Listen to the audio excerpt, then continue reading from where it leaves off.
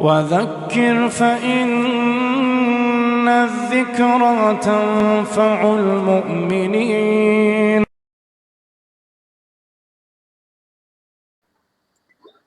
الحمد لله رب العالمين والصلاة والسلام على رسول الله وعلى آله وصحبه أجمعين أما بعد.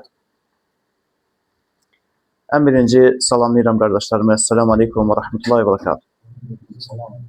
Sonra isə aləmlərin Rəbbi olan Allah Azze ve Celle'ye həm sənalar edirik ki, müvəffəq elədik, qardaşlarla bir araya gəldik, toplaşdıq. Həqiqətən də Allah Subhanahu Teala bizə əta etdiyi nemətlər çoxdur. O nemətlərdən də biri və əzəmətli bir nemətdir, qardaşlarla bir araya gəlmək. İbn-i Qayyim Rahiməhullah deyir ki, qardaşlarla bir araya gəlməkdən daha ləzzətli bir şey qalmayıb dünyada. Və bunu 7 əsr bundan qabaq deyir Rahiməhullah. Elhamdülillah bu nemətdir və bilmək lazımdır ki, bütün nemətlər də Allah Azze ve Celle'dəndir. Necə ki Allah Subhanahu Teala özü buyurur ki, وَمَا بِكُمْ مِنْ نِعْمَةٍ فَمِنَ اللّٰهِ. Sizdə olan hər bir nemət Allah'tandır. Hansı nemətlər var? Hamısı Allah'tan. Və hər bir nemətin şükrü olduğu kimi bunun da bir şükrü var. Allah Subhanahu Teala buyurur ki, وَلَا اِنْ شَكَرْتُمْ لَأَزِيدَنَّكُمْ. Əgər siz şükr etsəniz, yəni mənim verdiyim nemətlərə, mən sizə olan nemətimi artıracaq. وَلَا اِنْ كَفَرْتُمْ فَاِنَّ عَزَابِي لَشَدِيدٌ. Əgər küfr etsəniz, yəni mənim sizə verdiyim nemətləri inkar etsəniz, o zaman mənim əzabım şiddətlidir, deyir Allah Subhanahu Teala. Deməli, hər bir nemətin şükrü var. Qardaşlığın da, qardaşlarla bir araya gəlməyin də nemətli və şükrü var. Sonra isə həm özümə, öz nəfsimə, həm də qardaşlarıma bugün xatırlatma etmək istədiyim məsələ ixlasdır, qardaşlar. Allah Subhanahu ve Teala ilə sadiq olmaq, ixlaslı olmaq. Əməlləri yalnız aləmlərin Rəbbi olan Allah Azze ve Celle üçün etmək. Və diqqət eləsək, ixlas qəlblə olunan əməldir. İxlas qəlbin əməlidir. Və şəriətimizdə qəlblə olunan əməllərə əhəmiyyət verilir və diqqət göstərilir. Fikir versəz, Allah Subhanahu ve Teala qəlblə olunan əməllərdən ən əzəmətlisi təqvadır. Allah Subhanahu Teala buyurur ki, İnne akramakum indallahi etqakum. Həqiqətən də sizin Allah qatında ən hörmətliniz Allahdan ən çox qorxanınızdır. Və qorxu da, təqva da qəlblə olunan əməl. Fikir verin, ən hörmətli eləyən təqvadır və o da qəlblə olur. Və ixlas da odur. İxlas da insanın qəlbi ilə etdiyi əməllərdəndir. Nədir ixlas? İxlas barədə salih sələflərdən diqqət eləsək sözlərə, onlardan İbn Ədhəm Rahiməhullah deyir ki, Əl-İxlasu sidqun niyyəti mə'allah. Allahla sadiq olmaqdır. Niyyəti Allaha xaslaşdırmaqdır. Allahla səmimi olmaqdır. Və həmçinin Səhl İbn Abdilləhdən rəvayət olunur ki, o deyir ki, ixlas haqqında fikir verin, ixlasın əzəmətliyini bildirmək üçün deyir ki, Əl-İxlasu ən yəkunə sukunəl abdi və hərəkatuhu lillah. Qulun sakit, hərəkətsiz durmağı da, qulun hərəkət etməyi də aləmlərin Rəbbi olan Allah üçün olur. Bax, bu ixlasdır.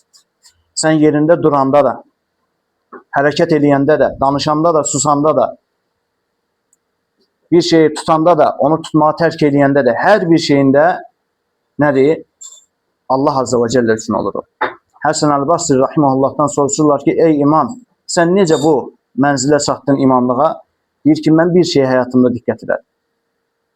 Yəni, bir şeyə nəzarət edədim həyatımda. Onunla bu mərhələyə gəlib çatdım. Deyir ki, mən yerimdən qalxmamışdan öncə düşünürəm, nə üçündür qalxmağım? Allah üçünsə qalxıram, nəfsim üçünsə qalxmıram. Mən bir şeyi tutanda düşünürəm, nə üçündür bu tutmağım? Allah üçünsə edirəm, yoxsa yox. Fikir verin, ixlas. Əməllərin hər bir hərəkətin, hər bir duruşun Allah üçün olmasının mühümliyi.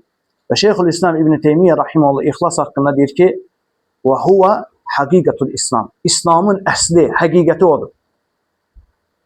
Çünki qardaşlar, Allah subhanahu wa ta'ala qullarını bir qayə üçün yaradı. Fikir versəz, Allah subhanahu wa ta'ala qullarını nə üçün yaradı? Onu bizə xəbər verəndə, vurğulayanda Allah subhanahu wa ta'ala buyurur ki: وَمَا خَلَقْتُ الْجِنَّ وَالْاِنْسَ إِلَّا لِيَعْبُدُونَ. Mən cinləri və insanları yalnız mənə ibadət etsinlər deyə yaratmışam, deyir Allah azze və cəllə. Fikir versəz, burada ixlas var. Allah subhanahu wa ta'ala ixlasa işarə edir. Yalnız mənə, yəni məndən başqası olmasın o ibadətin içərisində. Ora məndən başqası qarışmasın. Necə ki, Muhammed ibn Abdülvahhab rahimehullah 3 əsas risaləsində qeyd edir ki, ayədə keçən ya'budun ey yuvahhidun, yəni məni ibadətdə təkləşdirsinlər. Başqa heç nə olmasın o ibadətin içərisində. Yəni ixlasla olsun ibadət. İnsanlara özünü göstərmək üçün və s. və s. Bunun üçün yox. İxlasla olsun. Və həmçinin fikir versək, qəlblə olunan əməllərə şəriətin necə diqqət cəlb elədiyini, necə diqqət yönəltdiyini, əhəmiyyət verdiyini, Muhammed sallallahu aleyhi və səlləm bir hədisində qəlbinə, sinəsinə işarə edir. Deyir ki, ət-təqva həhunə, ət-təqva həhunə, ət-təqva həhunə 3 dəfə deyir.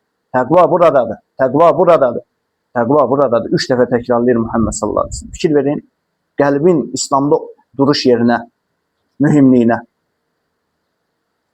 Və başqa bir hədisdə Muhammed sallallahu aleyhi və səlləm buyurur ki, İnna Allah la yanzuru ila suvarikum və amvalikum.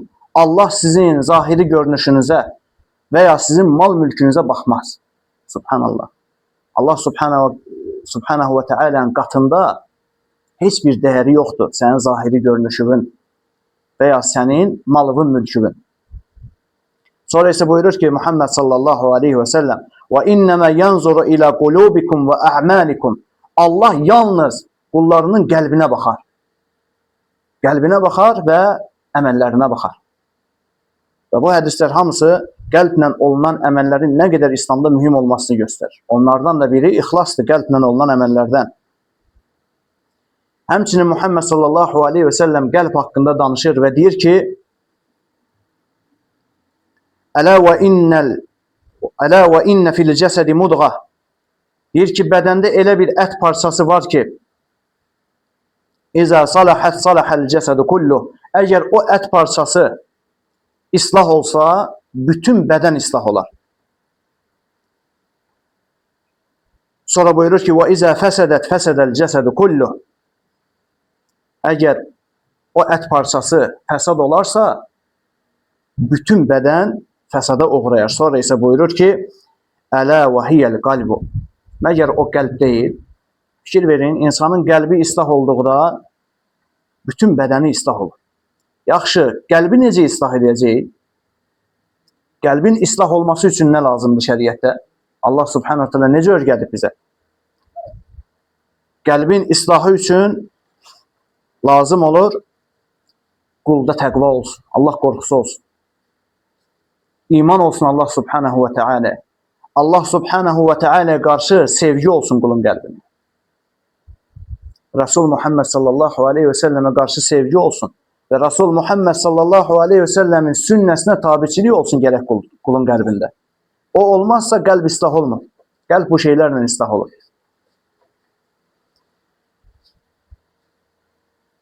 Fikir verin, Allah subhanahu ve ta'ala öz kitabında buyurur ki, وَمِنَ النَّاسِ مَنْ يَتَّخِذُ مِنْ دُونِ اللّٰهِ اَنْدَادًا. İnsanlardan eləsi var ki, Allah'tan qeyri ilahlar götürürlər. Sonra buyurur ki, يُحِبُّونَهُمْ كَحُبِّ اللّٰهِ. Allah'ı sevdikləri kimi sevirlər öz bütlərini. Fikir verin. Sonra ise Allah subhanahu teala iman gətirənlərdən danışır ayənin axırında. Deyir ki, وَالَّذ۪ينَ آمَنُوا أَشَدُّ حُبًّا لِلّٰهِ. Amma iman gətirənlərin qəlbi isə Allah'a daha bağlıdır, daha çox bağlıdır. Allah'a qarşı onların sevgisi daha şiddətlidir. Ona görə bir qulun qəlbinin islah olması üçün Allah subhanahu ve teala'ya qarşı sevgi olmalıdır. Əgər olmazsa, əksi olarsa, qulun qəlbində Allah subhanahu ve teala'ya qarşı həqiqi sevgidən söhbət gedir. Gələcək, həqiqi sevgi necə olur? Vəsfi gələcək ayədə. olmazsa ne olar? Allah subhanahu teala bakın ne diyor? Diyor ki men kâne yuridul hayâted dunya ve zîneteha, kim dünya hayatını severse ve onun berbezeyine bağlanarsa nuvaffi ileyhim a'malahum fiha ve hum fiha la yubhasun, biz onların dünyada ettikleri əməllərin mükafatını tam olarak vereriz. Onlar orada zərər çəkməzlər. Nə əməl etmirsən onun mükafatını Allah subhanahu teala verer. Əgər dünyaya və onun bərbezəyinə bağlanıbsa qəlb. Növbəti ayədə Allah subhanahu teala görün nə deyir? Buyurur ki Allah subhanahu teala ulaikellezine leysa lahum fil ahireti illennar. O kəslər ki dünyaya bağlanıb, dünyanın bərbezəyinə bağlanıb onların qəlbi, Allah subhanahu teala deyir ki onlar üçün ahirette oddan başka bir şey yoxdur. Subhanallahil azim. Dünya hayatı ve onun bərbezəyinə bağlanan qəlbdən danışır Allah subhanahu. Oddan başka heç nə yoxdur o qəlb üçün. Ona göre de dünya hayatı, dünyanın bərbezəyi Allah subhanahu ve teala'ya karşı olan sənin sevgi ve üstün gelmemelidir. Allah'ın sevgisi her şeyden üstün tutulmalıdır. Ve həmçinin dedi ki Muhammed sallallahu aleyhi ve selleme karşı sevgi olmalıdır kulun qəlbində. Ve onun sünnəsinə tabiçilik olmalıdır. İbn Abbas radiyallahu anhu Allah Resulü'ndən bir qövl deyəndə deyirlər ki Əbu Bəkir Ömər belə deyir. Deyir subhanallah, qorxuram başınıza daş yağa. Mən deyirəm Allah Resulü belə dedi. Siz deyirsə Əbu Bəkir Ömər belə dedi. Əgər Allah Resulünün qabağına Əbu Bəkir Öməri, Osmanı, Əlini radiyallahu anhum əcməin onları qoymaq olmazsa, necə bugün kimlərisə sahabelərdən daha aşağı kimlərisə Muhammed sallallahu aleyhi ve sellemin qarşısına qoyasan. Fikir versəz bütün bunlar da bir-birinə bağlı məsələlərdir. Allah'a olan sevgi, Resuluna sevgi, Resulun yoluna tabiçilik. Fikir verin. Allah'a sevgi boş bir iddiadan ibaret olmamalıdır. Allah subhanahu teala buyurur ki Kur'an-ı Kerim. Kul in kuntum tuhibbunallah. Alimler deyirlər ki bu ayı imtihan ayəsi. Allah'ı sevməyin imtihanıdır burada. Sevirsən yoxsa imtihan var burada. Allah subhanahu teala buyurur ki Kul in kuntum tuhibbunallah. Ey Resulüm de insanlara eğer siz Allah'ı sevirsinizsə fettebi'uni, mənə tabi olun. Yəni Muhammed sallallahu aleyhi ve selleme tabi olun. Fikrin Allah subhanahu teala şərt qoyub. Məni sevirsiniz, ispat edin. Muhammed sallallahu aleyhi ve selleme tabi olun. Ve Muhammed sallallahu aleyhi ve selleme tabi olsan nədir? Mükafat nədir bunun qarşılığında? Allah subhanahu teala ayənin davamında buyurur ki yuhibbukumullah. Allah da sizi sevsin. Allah'ı sevirsənsə ispat elə Muhammed sallallahu aleyhi ve selleme tabi ol. Allah da sizi sevsin. Yuhibbukumullah. Ve yaghfir lekum zunubakum. Sevməklə bitdi. Xeyr, Allah subhanahu bir qulu sevdisə onda günahdan işini qoymaz. Ve yaghfir lekum zunubakum ve Allah sizin günahlarınızı size bağışlasın. Allahu gafurur rahim. Allah subhanahu teala bağışlayandır, rahimlidir. Ve eğer kul qəlbini bu şeylerle islah eləyərsə, Allah'a, Resuluna bağlılıq olarsa, dünya hayatı, dünyanın bərbezəyi onda Allah'a ve Resuluna karşı olan sevgiden daha üstün olmazsa, kulun qəlbi islah olar. Ve kulun qəlbi islah olarsa, o qəlb bir de günahlara çevrilmez, baxmaz. O gözler harama bakmaz, eller haramı tutmaz, ayaklar harama gitmez. Ona göre İbn-i Qayyim rahimehullah deyir ki, hər kəs gece yatmazdan əvvəl öz nəfsini hesaba çəkməlidir. Var mı gece yatmazdan əvvəl öz nəfsini hesaba çəkən? Bugün ne ettim? Hansı xeyir əməlləri etdim? Hansı xeyir əməlləri təxirə saldım? İnsan özünü haqq hesaba çəkməlidir. Qiyamət günü gəlmədən, haqq hesaba çəkilmədən əvvəl özünü haqq hesaba çəkməlisin. Necədir səndə vəziyyət?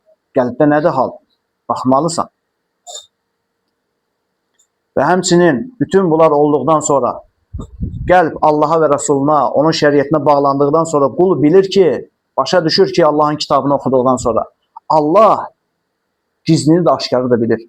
Allah subhanahu teala buyurur ki وَيَعْلَمُ خَائِنَةَ الْأَعْيُنِ Allah gözlerin hain bakışını bilir. يَعْلَمُ خَائِنَةَ الْأَعْيُنِ Allah gözlerin hain bakışını bilir. وَمَا تُخْفِ الصُّدُورِ Ve qəlblərin ne gizlətdiyindən xəbərdardır Allah subhanahu teala. Allah bilir sənin qəlbində nələr var, nələri gizlətmisən. Ona göre de qul qəlbin əməllərinə xüsusən də diqqət etməlidir. İxlas dedik ki, şəriətdə mühümdür. Nə üçün qardaşlar? Biz baxsaq, Əhl-i Sünnə vəl Cəmaə ittifaq edib ki, salih əməllərin hansı ki sən gün ərzində eləyirsən, səndən qəbulu üçün 2 dənə şərt var.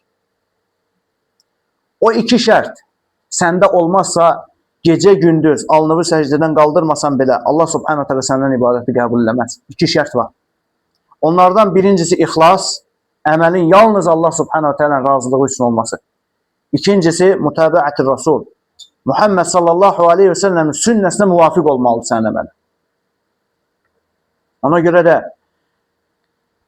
qadağan olunan vaxtlar var namazın. Bir nəfər məsciddə namaz qılır qadağan olunan vaxtlar. İbn Mübarək rahimehullah girir məscidə, görür o halı. Namazı qılıb qurtardıqdan sonra ona deyir ki, belə etmə. Bu vaxt namaz qılmaq qadağandır, belə etmə. O isə cavabında deyir ki, sən deyirsən ki, mən namaz qıldığıma görə, ibadət etdiyimə görə Allah mənə əzab verəcək yəni. Fikir verin, qadağan olunan vaxtda namaz qılır və hüccəti odur ki, mən namaz qılıram, xeyir işdir. Ona görə Allah mənə əzab verəcək. İbn Mübarək olmalıdır xəta etməyən salimlərdən. Deyir ki, Allah subhanahu və teala sənə namaz qıldığın üçün yox, Muhammed sallallahu aleyhi ve sellemə müxalif olduğuna görə cəza verəcək, əzab verəcək. Namaza görə yox. Bu vaxt namaz qılmaq Muhammed sallallahu aleyhi ve sellemə müxalifçilik. Ona görə əzab verəcək, müxalifçiliyinə görə. Ona görə əməlinin qəbulu üçün 2 şərt. İxlas və Muhammed sallallahu aleyhi ve sellemin sünnəsinə müvafiq olması. Allah subhanahu wa ta'ala ixlassız olunan əməl haqqında görün nə deyir qardaşlar? Diqqətlə qulaq asın. Allah subhanahu wa ta'ala buyurur ki: "Və qadimna ilə ma amilu min amalin fec'alnahu haba'an manthura." Allah subhanahu wa ta'ala buyurur ki, biz onların etdikləri əməllərə baxdıq, sonra isə onların əməllərini havada uçuşan toz dənəciklərinə döndər. Subhanallah. Gecə gündüz qıldığın ibadətlər, verdiyin sədəqələr, tutduğun oruclar, etdiyin həcc. Təsəvvür elə, Allah subhanahu wa ta'ala razılığı üçün olmazsa, Allah subhanahu wa ta'ala buyurur ki, biz o əməllərə baxdıqdan sonra, diqqətin qulaq asın qardaşlar, biz o əməllərə baxdıqdan sonra o əməlləri havada uçuşan toz dənəciklərinə döndərəcəyik. Subhanallah. Çünki İmam Sə'di rahimehullah bu ayənin təfsirində nə deyir? Deyir, çünki Allah subhanahu wa ta'ala yalnız Allahdan qorxan, Allaha iman edən və Allahla xalis olan, ixlaslı olan quldan qəbul edir əməllər üçün. İxlassız olan əməlləri isə Allah subhanahu taala o əməllərə baxandan sonra havada uçuşan toz zənəciklərinə döndərəcək. Yəni onlardan qəbul olunmayacaq. Əvvəldə dediyim kimi qardaşlar, biz əgər Allah subhanahu taala hətta yaratma qayəsinə baxsaq, görərik ki, hətta Allahın yaratma qayəsi ixlasdır. İbadət, o ibadət necə? İxlasla. Allah subhanahu taala hansı ayədə özünə ibadəti əmr edibsə, dərhal ixlası vurğulayıb o ayənin içərisində. Yəni, özünə şərik qoşulmasından çəkindirib. Yəni, ixlasla istəyib o ibadəti. Sadəcə ibadət et deməyib Allah subhanahu taala. Ona görə də hər dəfə ibadətində qəlbini yoxla. Yoxla gör orada o ibadət Allah üçündür, yoxsa başqa şeylər var orada. Ona bir bax. Başqa bir ayəyə fikir versək Allah subhanahu taala ibadəti əmr etmə ayəsinə. Allah subhanahu taala buyurur ki: "Fəmən kana yarju liqa'a rabbih fely'amal 'amalan salihan." Kim Rəbbi ilə görüşəcəyinə ümid bəsləyirsə, bu kəslərə aiddir. Kim ümid bəsləyir ki, Rəbbi ilə görüşəcək? Yəni iman əhlinə aiddir. Qoy salih əməl etsin. Sonra Allah subhanahu taala buyurur ki: "Və la yushrik bi'ibadati rabbih ahada." Və Rəbbinə heç bir şeyi, heç bir kəsi şərik qoşmasın. Fikir verin, ibadəti əmr elədi, dərhal ixlası gətirdi. Şirkdən çəkindirdi, yəni ixlasla olsun dedi Allah subhanahu taala. Və ixlas barədə geniş danışmaq olar. Sadəcə istəyirəm sələflərdən bir rəvayəti gətirək, inşallah yekunlaşdıraq.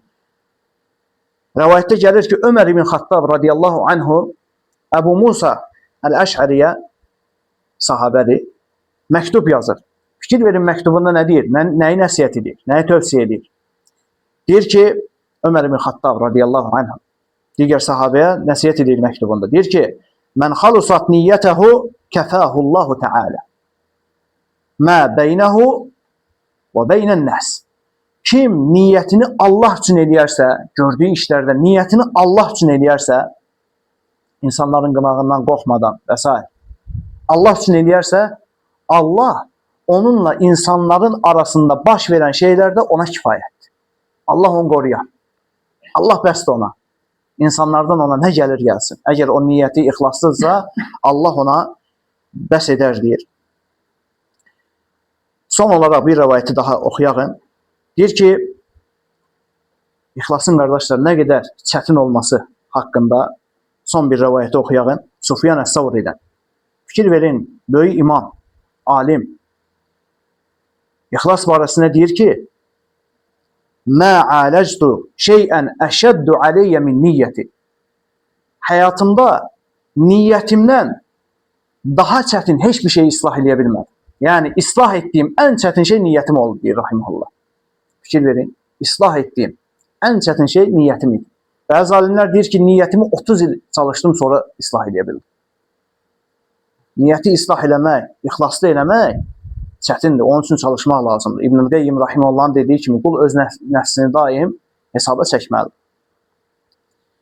Təbii ki, ixlas barədə danışmaq olar, ixlası cəlb eləyən əməllərdən danışmaq olar, ixlası insandan uzaqlaşdıran əməllərdən danışmaq olar. Lakin vaxtımız azdır, ona görə istəmirik uzadaq. İnşallah Allah subhanahu taala nəsib eləyərsə, başqa görüşlərimizdə də danışarıq. Hansı əməllərlə insan ixlasa çata bilir və hansı əməllərlə insan ixlasdan uzaq düşür. Bu məsələləri toxunarıq. Doğrusunu Allah bilir. Subhanəkəllahumma və bihamdik. Əşhədu an la ilahə illə ənt. Əstəğfiruka və ətubu ileyh. Allah subhanahu taala hamımızı ixlasda etsin.